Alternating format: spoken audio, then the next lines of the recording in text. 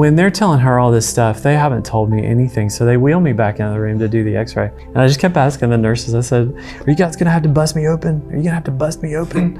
And they're like, oh, we're looking at things. You know, they're trying to keep me calm. And I was on this like cold, like hard metal table. I don't have these kind of like over the top supernatural moments in my life very often, but at that moment, it was the real tangible sense, the presence of Jesus saying, if you live, then I have more in store for you. And if you pass away, you get to go to heaven. You know, the Paul's saying, for me to live is Christ and to die is gain. And it became real in that moment of like, it'll be okay. As Jennifer was crying out for help, and as I was looking to the Lord to be there with me, He showed up. I don't think I reached out to any one individual and that answer came back, but there were people who listened to what I was saying and did what they could to help. Like at the time I lived in Austin, and there was one particular doctor that really helped me overcome the challenges I was facing. Having that individual interact in that way is what kind of led me to go into do the work I do now. There's like a 7-year-old out there who has the same thing I deal with, but doesn't know it yet, but will in like 5 years. And so my goal is to do the work I do to help that person be in a better position than I was. My youngest son was 3 months old, and we were here in Houston. I was driving my 4-year-old at the time to preschool, and a flash flood happened. And I'm from New York, and I've never been in that sort of situation where a flash flood would come and suddenly all of this water would happen. And I happened to drive into water, and I didn't know it was deep. And I had a 3-month-old in the car, a 4-year-old, both in car seats, and I had water coming into my car. I called out, I was praying. My grandmother had recently passed away, and I was praying. I was like, Grandma, help me, please help me get out of this. And I had to tell my 4-year-old, hold on to my neck, don't ever let go. I took my 3-month-old out of his car seat, and just when I was about to try to kick the window out of the car, out of nowhere, a big SUV came and just pushed the back of my car onto a higher street. She just kept going after that. And I sat in the car and I cried.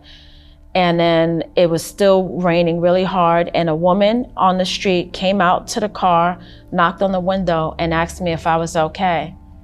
And would I like to come into her house?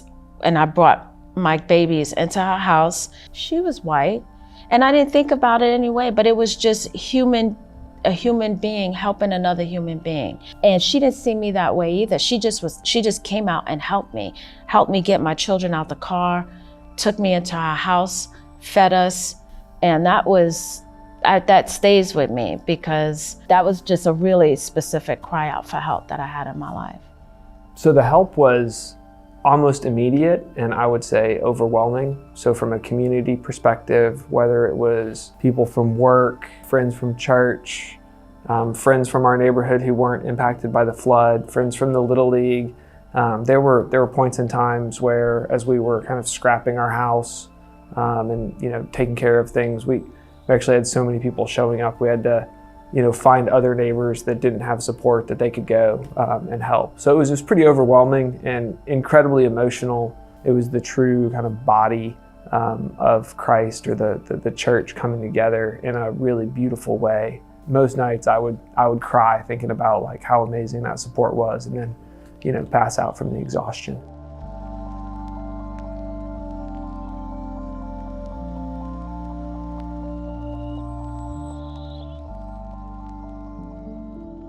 The biblical picture that came into my head was the Good Samaritan, right? You have two guys that passed him up before the Samaritan came by, right? They were people who saw the problem. They saw the bloody guy in the ditch.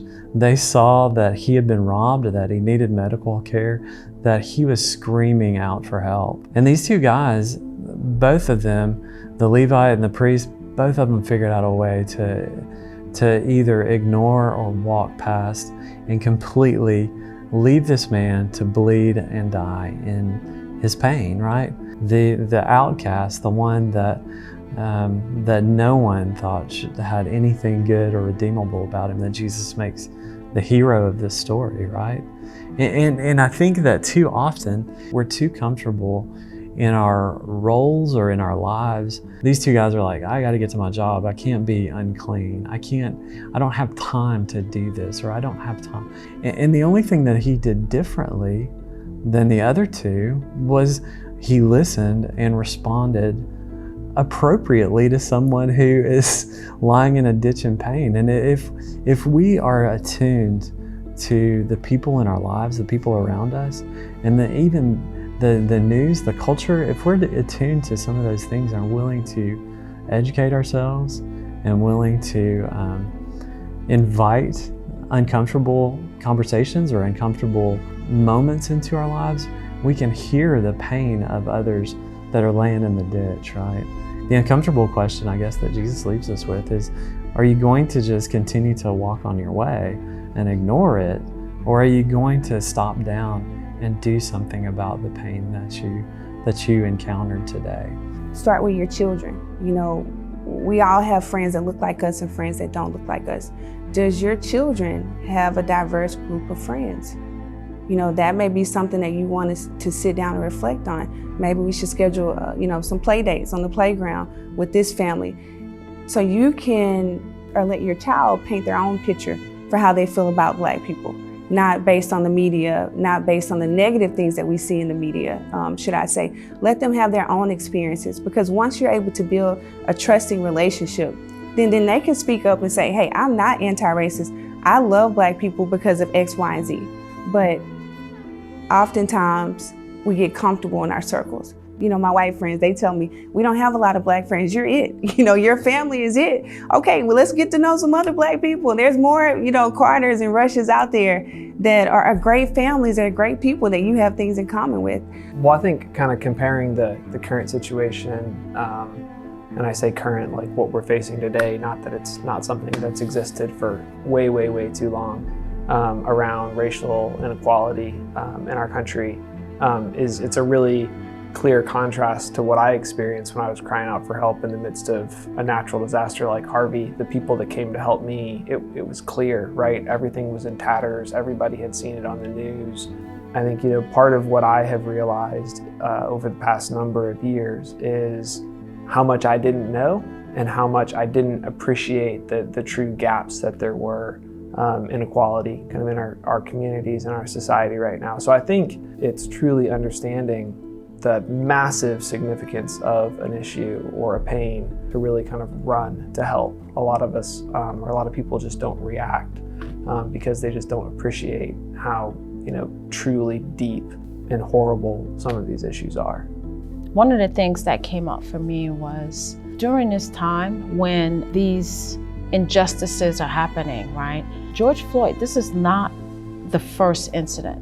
This has been happening. There's nothing really stand out special about him himself, but what is it about this particular incident that has made everybody sort of come out to rally and want to help? At first I was like, well, where have you been this whole time? We've been saying this is happening. Where have you been? Why hasn't this been affecting you as it's been affecting us? I have to watch these videos because it's survival for me to have to watch these, to have these conversations with my children, to teach them how to navigate in this world, right? I would say that because I don't want to, I'm glad everybody's showing up to the table. I'm glad people of all walks of life, of all colors. I'm glad that they're here, they want to help, and they're tired and they want change. And I don't want to shame anyone for not showing up before. But it was a question like, why? Where we're at right now, we're in this pandemic. And in this pandemic, you're forced to sit down and there's nothing else going on. There's no football, there's no baseball, there's no basketball. Everybody's watching the news because they want to know what are the COVID numbers or what's and it's on the news. It's not just one soundbite where it's, okay, George Floyd's dead. But Met Gala. The stars are dressing up. Let's see who's wearing what for the Met Gala. There is none of that. And I'm thankful for that, because in that, there's the grace. That's what's different about this moment. It's been brought to the forefront, and there's the grace in it. I really feel like this is different, because I feel that the tide is turning on this. At least that's my hope. This is not the first time we've been through this, and we've never gotten over that hump. Everybody's trying to do their part, but sometimes it may feel like, well, am I really making a difference or not?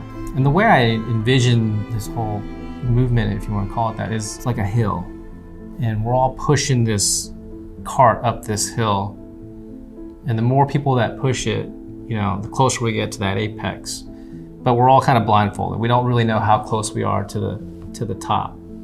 But more and more hands are coming in, and more people are pushing it up that hill. But you don't know if you're that last person if we're right there at the top, you might be that last person, or that person you talk to that you change might be that last person. And we just need to get to that apex of that hill, and then once you get over, everybody's coming with you. And we will hit that tipping point, and the world will change. So, we don't know who the last hands are that's gonna be the one to just tip it over, but we know it's going to happen.